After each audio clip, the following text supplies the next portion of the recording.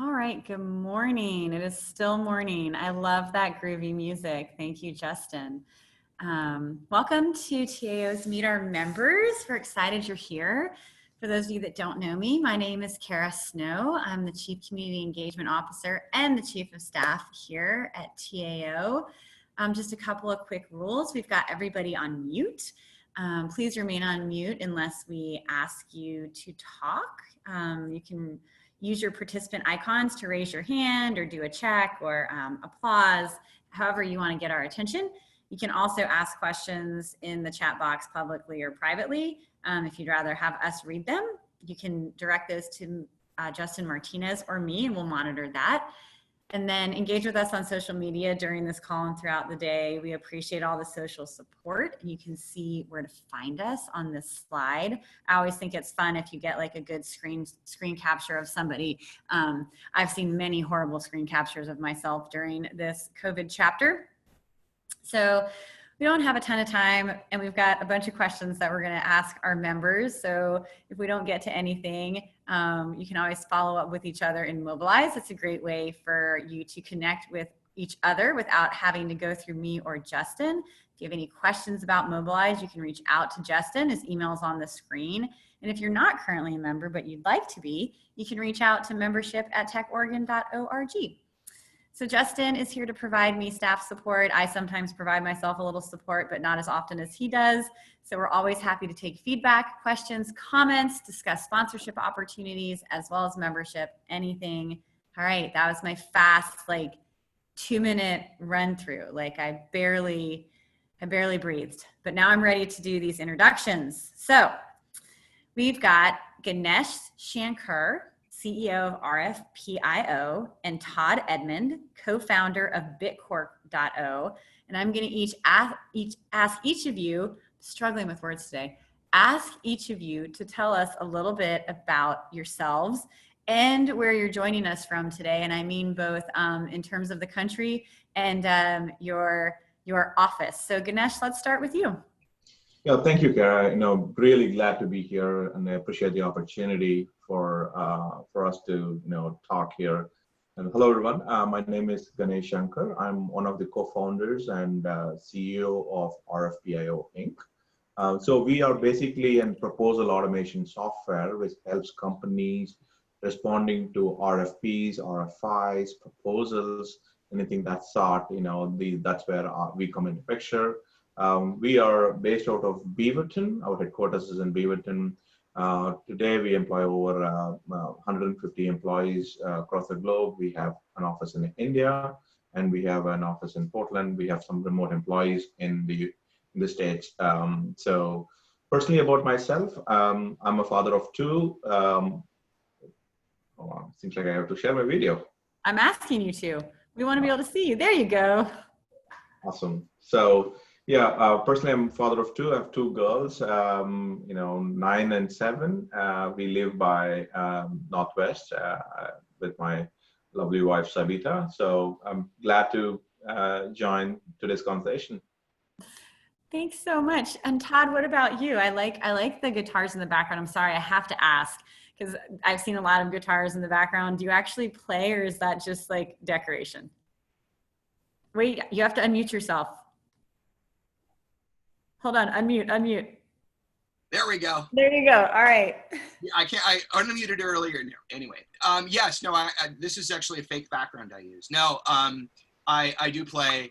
My background is I was tech support, and then I became a programmer, and then I went on tour with a band, and then I went and did programming again, and then I went on tour with another band, and then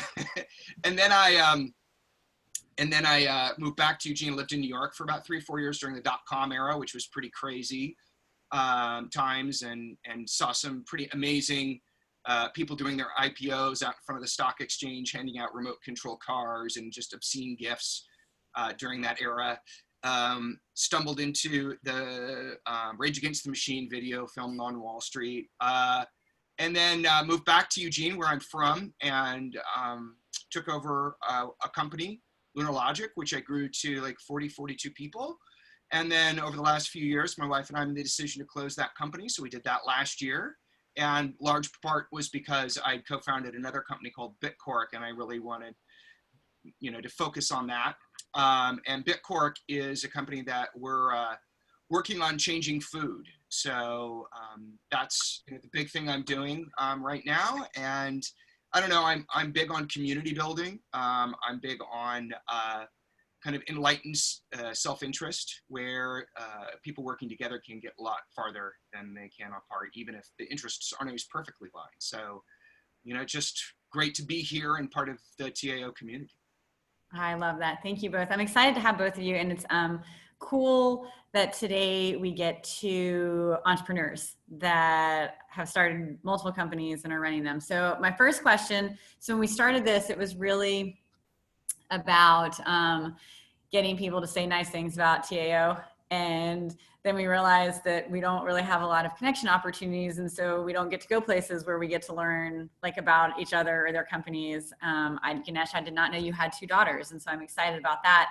But we do still want to ask that question, why are you a TAO member? And Todd, I'm going to start with you because anytime you or Celeste, your lovely wife, start a company, you immediately join. It's you incorporate and then you join TAO, and I'm very inspired by that. So thank you. So why are you a member?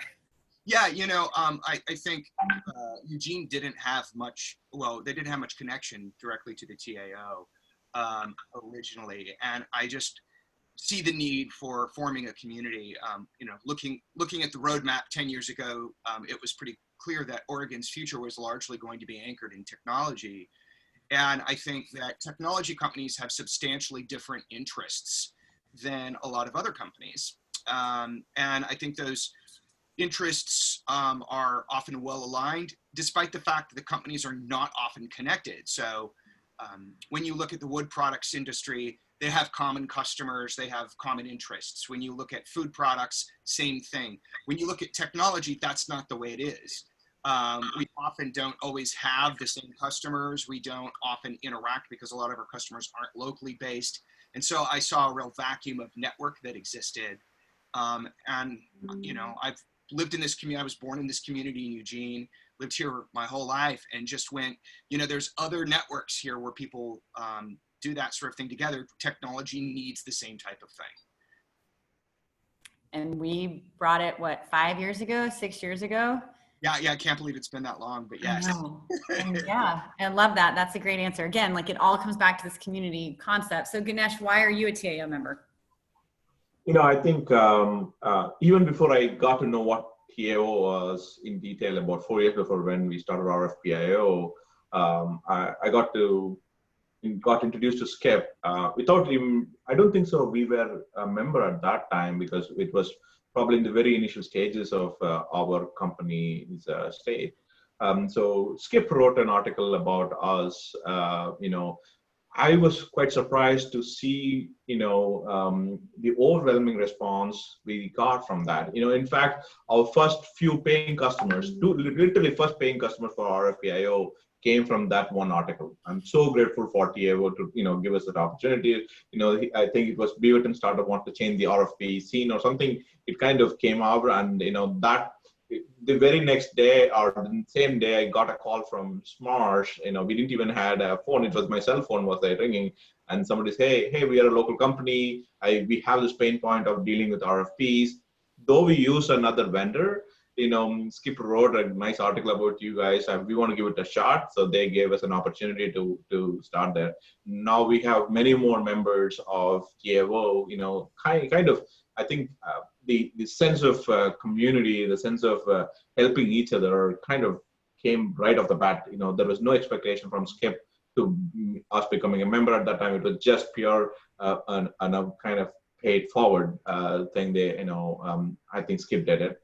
Which is what I'm all about today. We wherever we can be of any help, we promote TAO. We just partnered up with TAO on some activities. So I think this is a great opportunity for us to pay it back or pay it forward, in terms of whatever TAO has done. And again, it's not just a monetary term, because also the community element that we are bringing. See, the sense of, I don't know if I would have gotten the same level of help or support from other communities, maybe or may not be, but it was very evident. It is, to be honest, TAO was the first public article that came out of our, out of rfpio, and I'm so grateful for that. I love that, and we consider you all one of our darling special companies, because we feel like we're integral to your growth, and like that's a cool place to be with your members. So thank you both for that. I appreciate it. I'm going to ask another question about the community, and then I have a question from one of our audience members that they submitted prior. So Todd, you kind of touched on this a little bit, and Ganesh, you touched on it a little bit as well. Just the fact that tech is really a driver for resiliency in the region, and we're seeing it become so critical to all work. But what is it that you love the most, Todd, about the tech ecosystem in Oregon and Southwest Washington? Like, what is it that speaks to you? Yeah, I mean, it's the same thing I've always loved about technology. I'm always fascinated at what's possible, and like hearing about rfpio, and I never applied for government stuff when I ran Lunar Logic, and I was like, maybe once or twice I did, and I was like, yeah, something to automate that would be amazing for the market. And so I think we have such a diverse landscape of companies doing different things and filling different needs. And every time I go to a TAO event in Portland and get the chance to meet the other members, and I'm always just blown away by the diversity and how many different things people are doing in the community. I agree with that. Ganesh, same question. Like, what is it that you love about this tech ecosystem that we have here? It is very unique. Yeah, I think it is very unique. From an outset, people generally think, this, especially, Oregon is more chip manufacturing or Nike. That's what it, gets into people's mind. But when, like Todd mentioned, when you get into those events or when you get to meet people, you will see how diverse it is. How, I was meeting, a few weeks before, on online. So they have an app for the food carts, a person who has a technology who built for, supporting food carts, where in this COVID situation, they can't do, they can't afford to have their own app like, Uber Eats or, so this company came up with this crazy idea of, having a food cart where anybody in the food cart can register them, and then it supports the ecosystem, right? They can make a to-go order, and there is no investment from the food cart owners. There is no investment, literally zero. This is a separate app. All the owners have to do is become a member of that. Again, that's a great initiative, which I felt it is in a, it's a recycling system. So technology enables these, small companies, but I think that you can really say, I don't know if that level of transparency or that level of visibility you would get in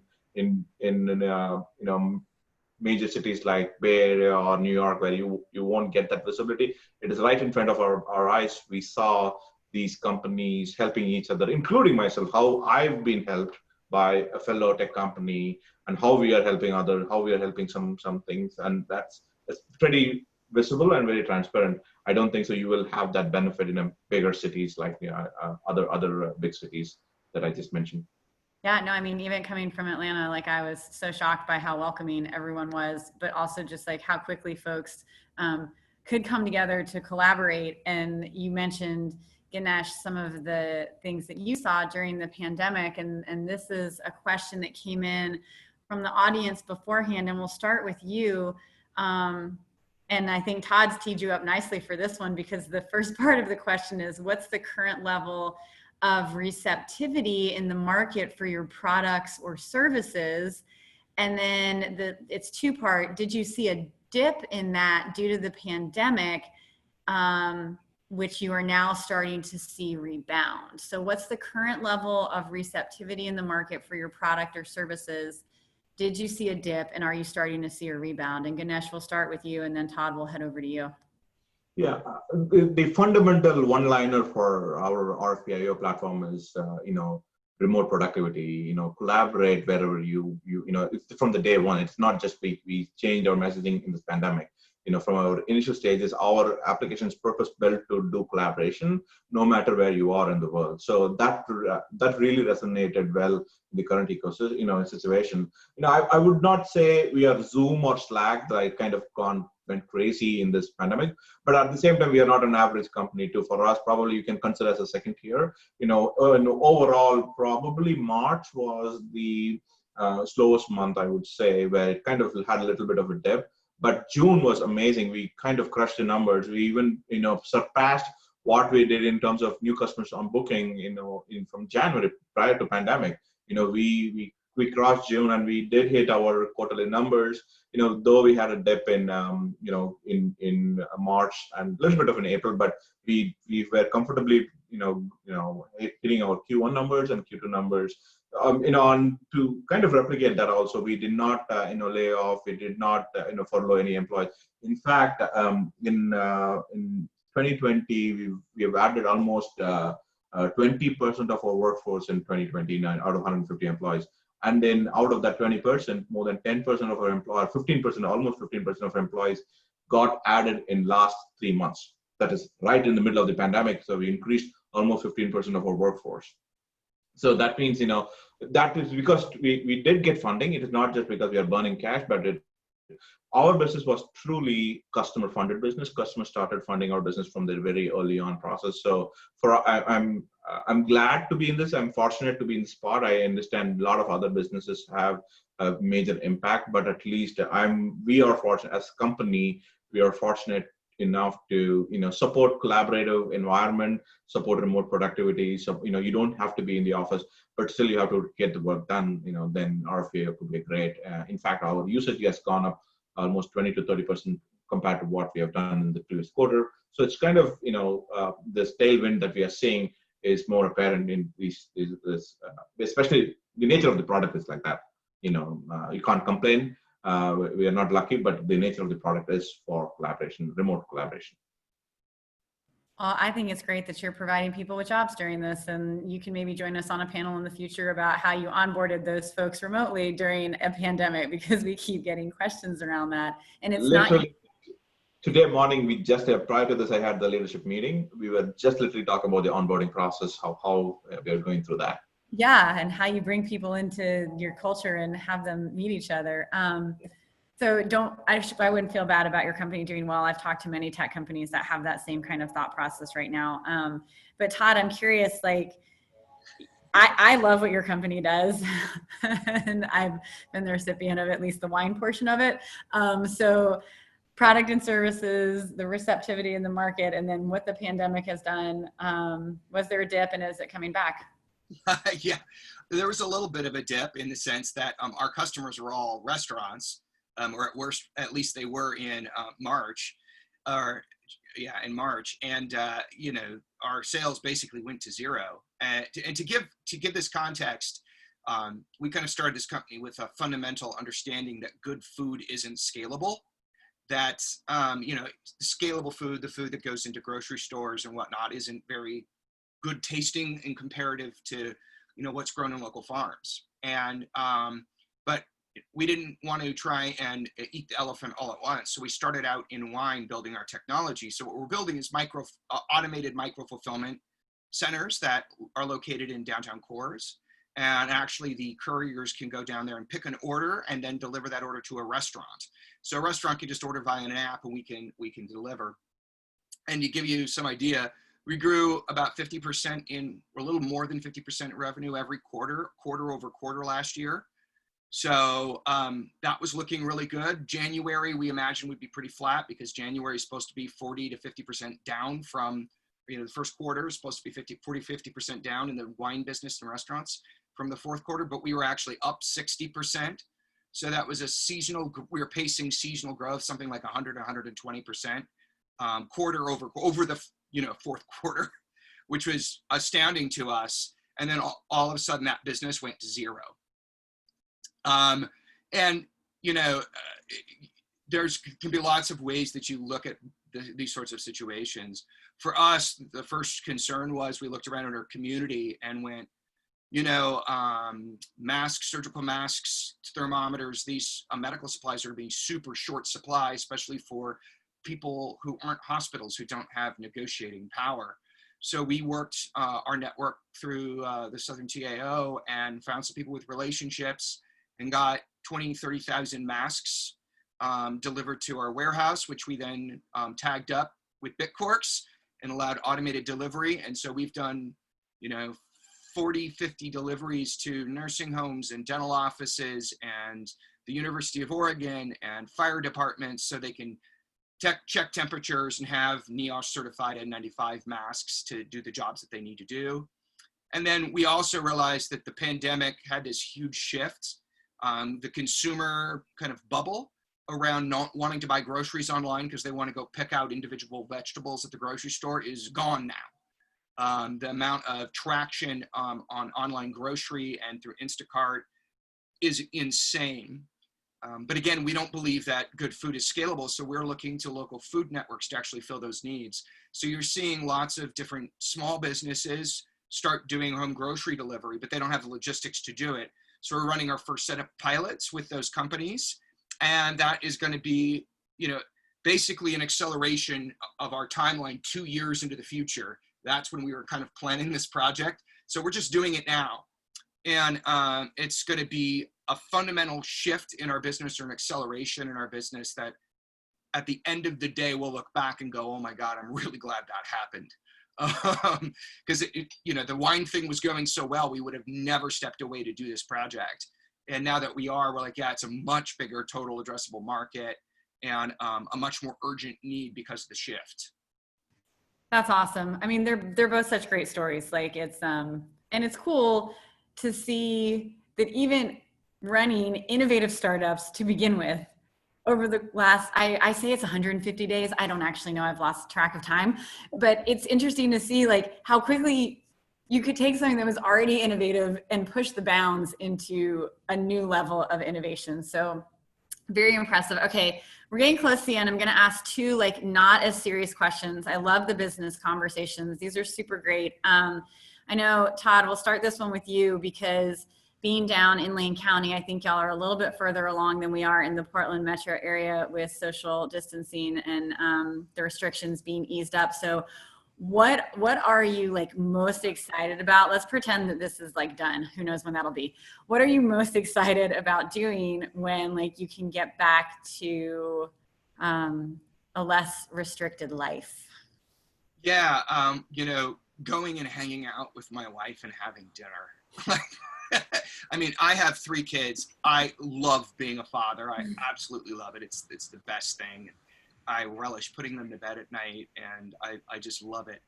But I also really love my wife, and it will be a really wonderful time when we can just go out, the 2 of us, have childcare in our house, and just spend a couple of hours.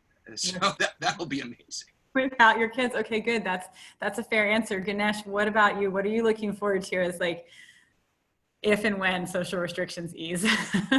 Yeah, I know. I think I still in the same boat like Todd. I would love to get the family out for a couple of days out of on the home.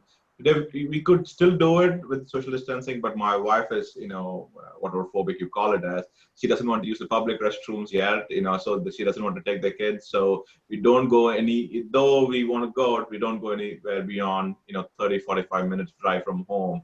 Yeah. So I would love to get out of the home, not into the office. Where I don't have any cell phone reception with the family, spend a couple of days in, maybe in a lakeside or a resort side, just hang out there and use those, things that want to spend time with the family. That's probably, yes, I'm spending time with family, but it's more not able to differentiate the work and offer, personal time while they're out. And they are also not differentiating the school time or the homework, because my wife has put together a timetable on a daily basis. They have to do 30 minutes of outdoor activity. They have to play with that for 30 minutes, and I have to teach them chess every day.